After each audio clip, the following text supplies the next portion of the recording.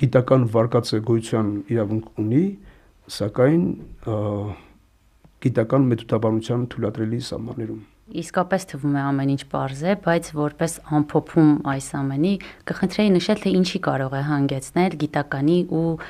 գիտականի նսեմացումը հակագիտականին։ Ինչի կարող է բերել այս ամենը։ Այս ամենը կարող է բերել կրթության որակի խիստ անկման ու հենց քննադատական մտածողության հենց խաթարման, որ սա իրոք անկյունաքարային հարց է, եթե մենք նույնիսկ այս ամեն ինչը վերածենք կամ բերենք քաղաքական մեր ծանր ներկայի համատեքստ, ապա կտեսնենք, որ ոնց որ հաճախ սթափության կորուստը, սեփական ուժերի գնահատումը կամ առհասարակ փաստերի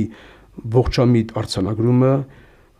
հենց էական նշանակություն ունի, այլապես հանգում ենք աղետների կամ խեղաթյուրումների ու այստեղ իհարկե չի կարելի հատուկ չշեշտադրել այն հանգամանքը, որ բացարձակապես կարիք չունենք այս հարմարեցումների, ի տարբերություն մեր թշնամի հարևանների, որոնց ներկայությունը վերաբերում է ընդամենը պատմության նորագույն փուլերին,